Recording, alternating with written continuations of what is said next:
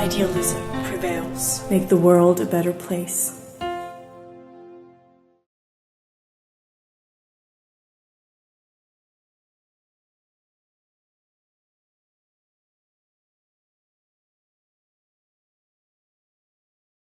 Hello and welcome to our first podcast here at WIPEC after our summer break.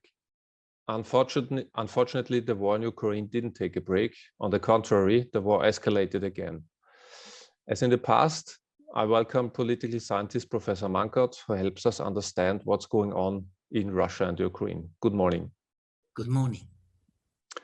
Yesterday, the Ukraine announced that it started a counter-offensive on the Kherson front with some fast successes. Is this information valid, or do you think it's just propaganda? And what is the situation along the front at the moment? Well, it's hard to tell. I think it's fair to say that fighting has intensified in the southern Ukraine over the past 2 days. Even the Russian side admits that the Ukrainian side has launched attacks on the Russian defense lines on the western bank of the Dnieper River, so around the regional city of Kherson. However, the amount of the attack, the success rate of these attacks is hardly to be estimated by someone who does not have access to military intelligence data. Even the Pentagon has been very careful yesterday evening about whether or not a Ukrainian counter-offensive is actually taking place. We know, yes, fighting has intensified, but if the Ukrainian side indeed has the manpower to conduct a large counter-offensive, trying to force the Russian forces to the eastern bank of the Dnieper River, is highly contested. Talking about manpower, last week, President Putin announced to enlarge the Russian army by over 100,000 men. Is this a sign that the so-called special operation is not going well? As at the same time, Russia announced a big military exercise in eastern Siberia, as if Putin wanted to show the world that he has enough soldiers besides to fighting in the Ukraine. What do you think? Well, this so-called special military operation is not as successful as the Russians had expected it to be. The success is very moderate. It is true that Russia, after refocusing its attack on the eastern region of Ukraine, on the Donbas region, has occupied more territory, now controls the whole of the province of Luhansk, but is still struggling to occupy the rest of the province of Donetsk. There are Ukrainian forces still control about 40% of this province's territory. But this announcement by the Russian leadership to increase the target number of the Russian armed forces by 137,000 soldiers indicates that the Russian leadership is indeed aware that the war in Ukraine will last for quite a while. The war will not be over soon, that it may be a war of attrition for the next months and even years. The other question is whether the Russian side is able to increase its target number of soldiers. That's going to be very difficult. First of all, Russia has witnessed over the past years, and will do so in the coming years, that due to low birth rates starting in 1987 and increasing or decreasing even further in the 1990s in post-Soviet Russia, the number of young men who are capable of being enlisted for the Russian armed forces is quite low. What the Russians will need to do to get closer to the target number of 1.15 million soldiers is to increase the recruiting discipline, so the number of Russian young men who are able to evade recruitment will be lowered. Well, it will be a lot more difficult for Russian young men to evade conscript duty in Russia's armed forces, but this will definitely not be enough. So what is necessary for the Russian side is to increase the number of contract soldiers in the Russian army, the so-called kontraktniki. But this will also be a very difficult thing to do. It will only be successful to a certain extent if if the salaries are increased markedly for these contract soldiers. But when we go into the detail, we need to say that in order to achieve the target number of the Russian armed forces, the new target number, it will not only be necessary to add about 140,000 soldiers, it will be necessary to add even more, because the real force number for Russia's armed forces at the beginning of this war was 850,000, so a lot lower than the target number at that time. And given the fact that the Russian armed forces had suffered heavy losses in the fighting since February of this year, the number of new soldiers that needs to be recruited is significantly higher, up to 300,000. As it was reported, most of the dead Russian soldiers in the Ukraine are from Russian minorities and from poor people. So did Putin buy their lives to save Russian lives, like Russian from his view? Can we say that? Well, we need to be careful if we argue that this is a deliberate policy. To a certain extent, it definitely is. But the very fact is that a lot of the contract soldiers enlisted for the Russian army over the past 10 years is from economically poor regions. Mm-hmm. And in these economically poor regions, young men actually do see a career perspective in serving as a contract soldier for the Russian army. So there's a difference between the number of contract soldiers the Russian armed forces are able to enlist in economically poorer regions than in economically stronger regions. And in most of these economically poorer regions, a lot of the ethnic minorities in these regions are even poorer than the average, which of course explains why a considerable number of ethnic minorities are trying to get enlisted as contract soldiers and are now among the top numbers of those soldiers of the Russian armed forces killed in Ukraine over the past 6 months.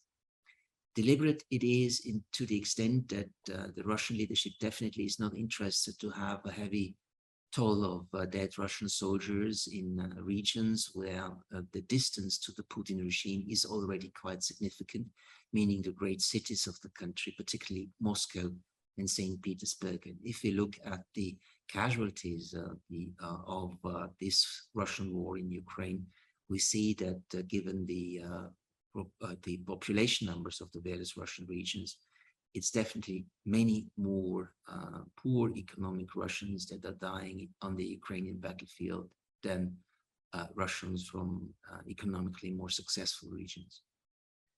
Which we can say also happened in other militaries all over the world, like in the United States. You also have a lot of black people going to the army because they think then they have a good chance to get better in life and stuff like this. And it seems to be the same in Russia. Yeah. Mm. In the last week, the situation around the atomic power plant in Zaporizhzhia has kept the world in suspense. Now, I think I've heard the Russians are allowed experts from the IAEA to check on the reactors. Are there still battles going on around there, or is there ceasefire at the moment? No, indeed, we have ongoing battles, and the Russians claim that Ukrainians have attacked the power plant yesterday, as well as in the previous weeks. The Ukrainians denied and argued that it is the Russians who shell the plants. We can't say from an observer's perspective which allegation actually is true, who is right. But it has been more than 3 months that negotiations have been going on for sending a team of IAEA inspectors to the nuclear power plant, the largest in Europe.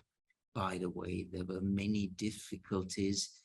Not in principle, both sides agreed that such a mission should take place, but very great differences in the detail. First of all, Western countries and Ukraine are demanding that Russian soldiers leave the power plant, that the region should be demilitarized before the inspectors arrive.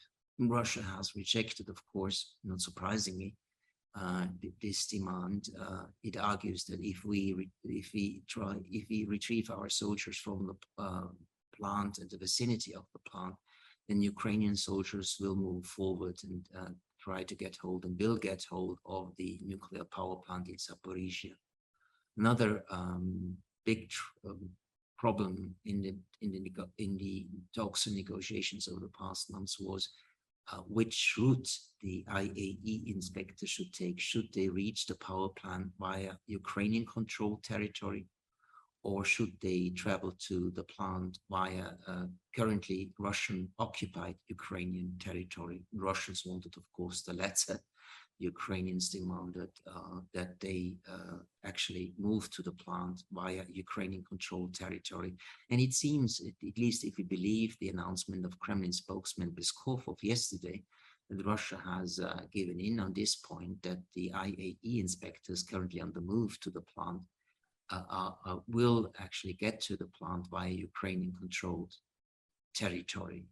And we had several other sticking points in these negotiations. Of course, the inspectors need security guarantees. Will that mean that fighting will stop, at least while the IAE inspectors are in Zaporizhia?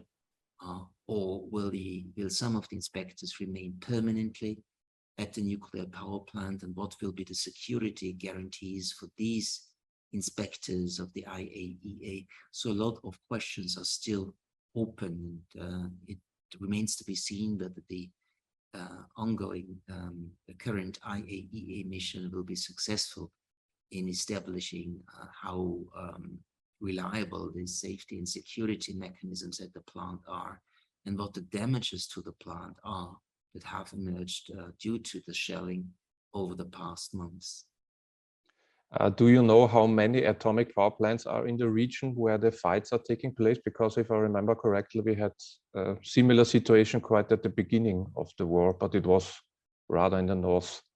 It was in the Chernobyl nuclear power plant, which of course is closed, and except for the Chernobyl nuclear power plant, Ukraine has 5 more nuclear power plants. But the one in Zaporizhia, of course, being occupied by Russian forces already in early March, is the most contested, and the danger of a nuclear escalation is greatest and highest at that plant. Okay. In the Austrian newspaper Profil, you recently wrote an article about especially from Eastern European countries endorsed travel and visa ban for all Russian citizens. You stated that this is a huge mistake. Maybe can you elaborate on this a bit? Why you think it's a huge mistake? But first of all, a ban on Schengen visa for Russian citizens would mean that we use the principle or apply the principle of collective guilt, namely that the Russian population in total is responsible for the war that was started by the Russian leadership, which is, of course, morally problematic. We know that there are, even if it's a minority, Russians who oppose the war, but due to the heavy fines and the threat to personal security, if those people demonstrated against the war, we have not seen large mobilizations. We had some at the very start of the war, but given the tough censure laws imposed already at the beginning of the war, it's really very, very threatening for Russians to speak out against the war. And this should also be taken into account by EU countries who are now currently debating whether there should be at least a lowering of the numbers of Schengen visa allotted to Russian citizens. Besides, in this piece, I argue that by restricting the access of Russian citizens to the Schengen area, we indeed support the regime propaganda in Russia, because the regime is arguing this is not just a war between Ukraine and Russia. This is a war of the West against Russia using Ukraine. And they argue, well, you see, a visa ban actually demonstrates that we, the government, are right in arguing that the West is attacking the whole of Russia, is against all Russian stuff. It does exclude Russian people from traveling to Europe. And so if we do adopt such strict measures, we would actually fuel the regime propaganda that the West is warring Russia on all fronts. besides, Russian dissidents or people opposing the war hardly use humanitarian visa to get into European countries. It's very difficult to get humanitarian visa. So a lot of those Russians who have left Russia over the past 6 months has used tourist visa, Schengen visa, to come to Europe and to apply for asylum when they already are in Europe. What exactly is Erdogan's role in this whole piece? He's always trying to negotiate between both sides. Does he just do this for propaganda as he has elections in Turkey in 2023? Well, that's definitely one of the reasons why Erdogan is trying to have foreign policy successes. But the major issue is that Turkey has had good relations with both Russia and Ukraine. So it has, of course, supported Ukrainian side in this war. It has asked for a peaceful solution of the conflict, but despite being a NATO member, Turkey has not imposed any sanctions on Russia. So Turkey does have the trust of both Ukrainian and Russian leaders in this respect. And so they are currently the most relevant country for any sort of mediation effort to bring this conflict to an end. And Turkey, together with the United Nations, has already been quite successful in restoring grain exports from Ukrainian ports to the world market in order to alleviate the hunger crisis that has erupted already in many countries, particularly in the east of Africa. So there are indeed already things that the Turkish side has achieved. We also need to remember that at the end of March, the negotiations between Ukrainian and Russian delegates in Turkey made some progress on finding the political ground for a ceasefire resolution. Well, the talks after that have faltered, and we are very far away from any prospect for a ceasefire, let alone a peace solution. But indeed, Turkey has been quite remarkably successful in this respect. So Turkey will play an important role as a mediator, though I have to say at the moment, I don't see any chance for a successful mediation because both the Russian and the Ukrainian leadership is still expecting military success on the battlefield. And they want to achieve this military success in order to strengthen their negotiation position. So as long as both sides believe in the military success on the battlefield, there will be no talk about a ceasefire, and it will take time until both sides are exhausted and then are more eager to find at least a ceasefire regulation, if not a peace solution for the conflict. How long do you think will the war last in this year? Because we will have a weather barrier where you can't fight anymore if the rain is coming. Well, it will be more difficult during autumn rain and during the winter to launch military operations, but it's not that military actions will completely stop. Okay. They will be more difficult. They will be to a certain extent decreased, but not very significantly. So the war will continue even over the snowy winter in Ukraine. Okay. So there will be no winter break where both sides just defend themselves. It will continue. Okay. That's bad news.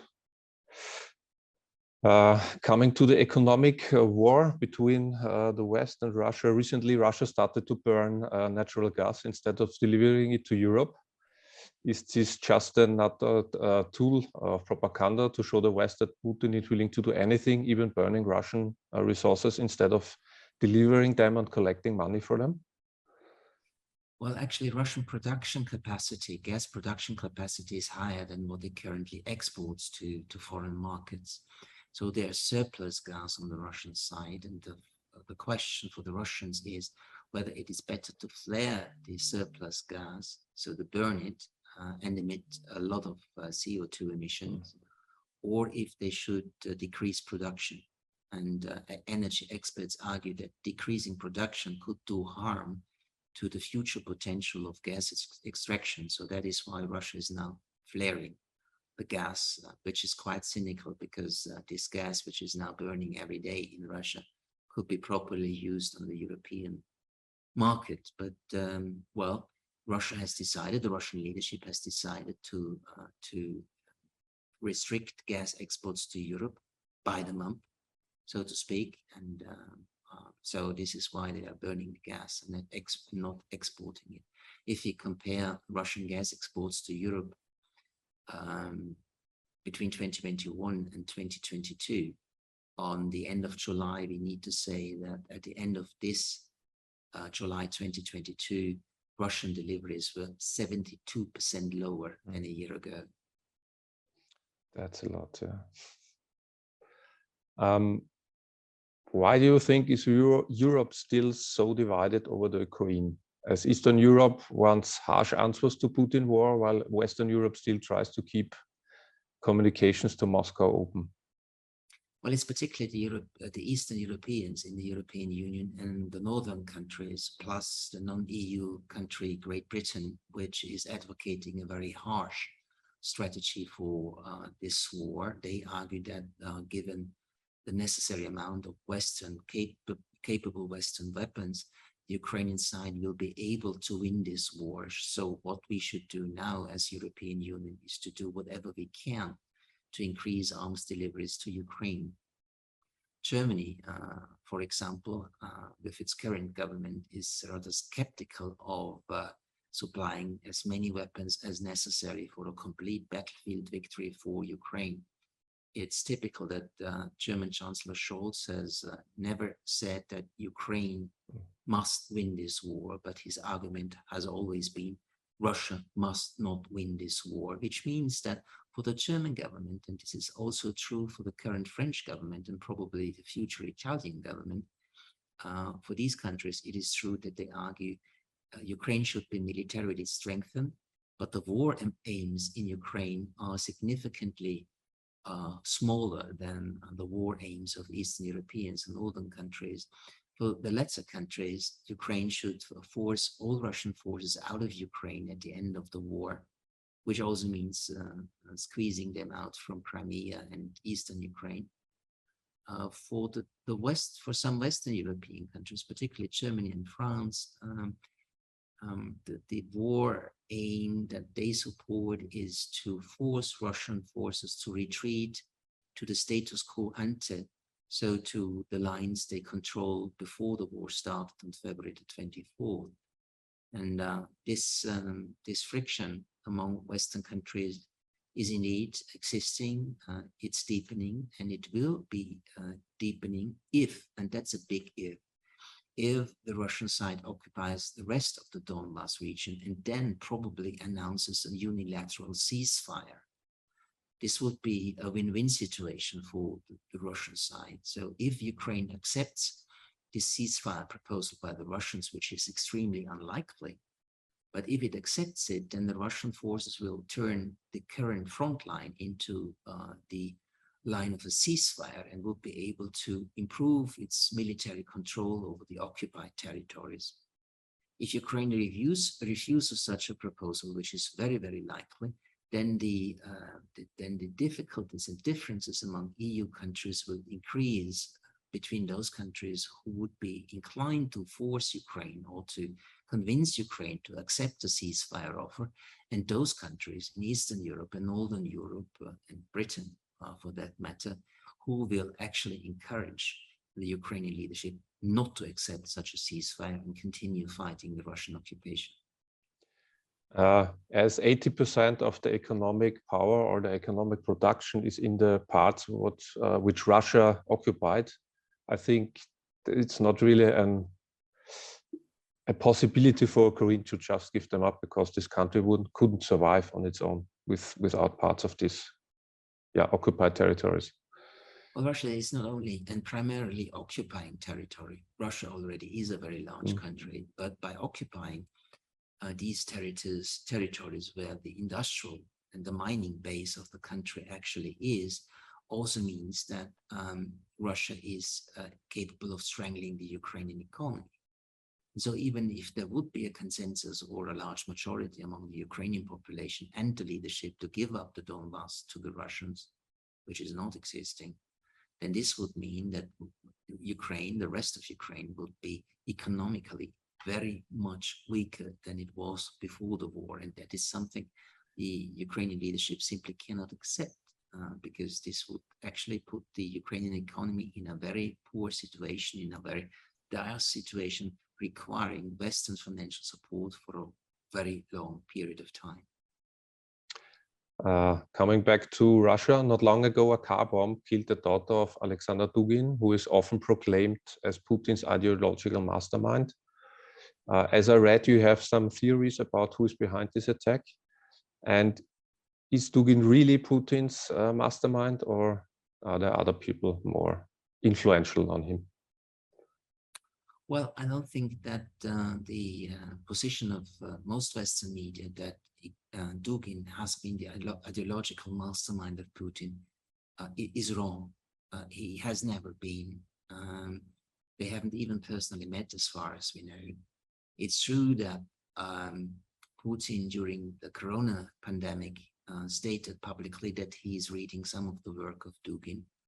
But Putin's worldview, his view of the role of Ukraine in the former post-Soviet region, is far more influenced by conservative writers and philosophers like Lev Gumilyov, Konstantin Leontiev, or Ivan Ilyin. So Dugin does not play a key role in the worldview of Vladimir Putin. So that's definitely wrong. So who killed Daria Dugina, the daughter, the 29-year-old daughter of Alexander Dugin? Well, the most plausible theory for me is that it was the Ukrainian side, that Ukrainian secret agents killed Daria Dugina in an effort not to kill her only, but in an effort to kill Alexander Dugin, or both of them. But the daughter actually was too insignificant to make her the only target of a bomb attack. Well, it would be reasonable for the Ukrainian side to kill the Dugins, because on the Russian far right, Dugin is one of the most influential minds and actors who demand a much harsher war against Ukraine, who want to have a much tougher war against Ukraine. And they are criticizing Putin for being too moderate, too cautious in waging the war. So indeed, Dugin and the far right in Russia is extremely anti-Ukrainian. So killing him would of course be perfectly reasonable for the Ukrainian side. The fact that the Russian Domestic Security Service, the FSB, has identified Natalia Vovk as the one who committed the assassination attack is not very credible. Because if they indeed have monitored this woman for the past weeks, why had they not been able to prevent the bomb attack on the car of the Dugins? So I think that the FSB was interested in an early success of determining who the killer was, and simply invented a story that this specific Ukrainian woman was responsible for the assassination attempt. Successful in the case of Daria Dugina. However, it also might have been Russia's domestic security services for two reasons that are debated in Moscow. First, the theory is that the Russian leadership will increase authoritarian control over Russia and order further repressive measures as a response to the killing. So they might have used the deliberate killing of Daria Dugina as a reason for, or as a legitimization of further repressive measures in Russia, controlling even more the Russian society and increasing censure and repression. And the other theory is that the FSB wanted to send a signal to the Russian far right, because as I've argued before, the Russian far right has been increasingly vocal in criticizing the Russian leadership in how they waged the war in Ukraine, that they are too soft on Ukraine. And it might have been an FSB attack in order to demonstrate to the Russian far right, well, please stop, you need to stop these attacks on the government. And the attack then was a signal to the Russian far right to change its communication over the war in Ukraine. So three plausible theories. We don't know. We don't have any proof. I, of course, do not have access to any intelligence data that various sides might have, but at least I consider the Ukrainian responsibility for the attack to be the most plausible, but not the only possible and plausible one. Okay. One last question from my side. Is there any change in the public support for the war in Russia? Or is it Not still as far as we can tell. 80%? I mean, it's difficult to rely on public opinion polls in a country which is actually authoritarian and repressive. But Russian colleagues, mainly sociologists, argue that there is still a majority backing for the war among the Russian population for various reasons. Some indeed want the Russians to gain more territory in Ukraine and regain control over the whole of Ukraine. Others are simply politically apathetic, have been for many years already, and they actually Don't care. don't like the war, but they simply accept it as the new normal. And others in the Russian population are, of course, supporting the war publicly just because they know that the authorities expect them to support the war. There is an opposition to the war, which is a minority position, particularly among well-educated, more urban, more well-off citizens, more younger Russian citizens who do oppose the war. But as I argued before, given the harsh restrictions on exposing opposition to war, we have not seen large demonstrations or other acts of defying the Russian leadership talk about why the war is necessary.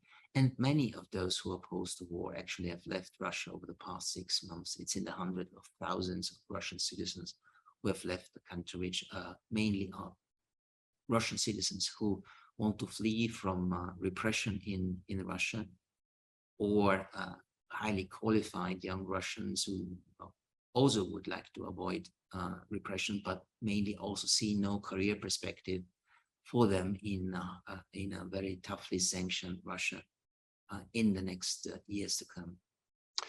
Maybe one more question about the sanctions. You also wrote a very interesting piece about the sanctions, about how they work. And if I state correctly, you wrote that they are not working as well as we expected on one front. Maybe you can elaborate on this too. Yeah. The Russian economy has demonstrated to be more resilient than most Western analysts have expected. Even the International Monetary Fund is now arguing that the Russian GDP will decline this year by about 6%. And initially it was expected to decline by 12 to 15%. The Russian ruble has been stabilized, has even gained in external value, but we need to say that this has been done being done on the basis of currency manipulation by the central bank, by tough capital controls. Inflation is high, but it is going down at a very slow pace already. So there is indeed, of course, a matter of fact that some of Western products are no longer available in Russia, as many Western companies have retreated from the Russian market. More than 1,000 Western companies have done so. And of course, Western sanctions to Russia have also reduced the level of economic activity on the Russian side. But as I've said, till now, the consequences of Western sanctions have been not as tough as was hoped for or what was expected for. So the sanctions so far have two major effects. First, it's a signaling effect that the West is indeed condemning Russian action in Ukraine. And more important, the sanctions have a punishment effect. They do punish the Russian economy and will do so even more in a midterm perspective, particularly by preventing high technology exports to the Russian side.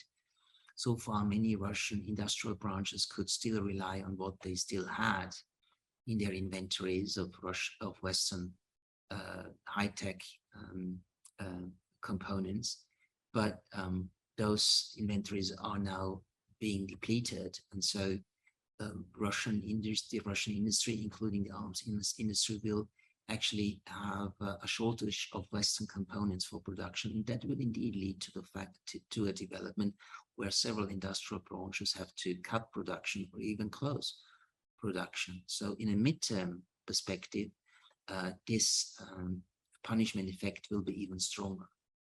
In the long-term perspective, another effect that we will see is a constrainment effect, which is also part of a sanctions regime. This will mean that Russia's capability of getting enough financial resources and technological know-how to produce arms to wage a war in neighboring Ukraine will decline. So also in this perspective, but only in the long term, the sanctions will be successful. However, in one key respect, which is crucial for sanction policies, namely changing the behavior of the sanctioned state, meaning that Russia would stop its war in Ukraine, the sanctions have been totally unsuccessful. And this will not change even if more sanctions packages will be adopted by the West, and particularly the European Union. The Russian leadership actually values its geopolitical ambitions in Ukraine much higher than the financial, the economic and social well-being of the Russian Federation. Yeah, unfortunately, that seems to be true. Yeah. If you want to add anything, did we forget something important or?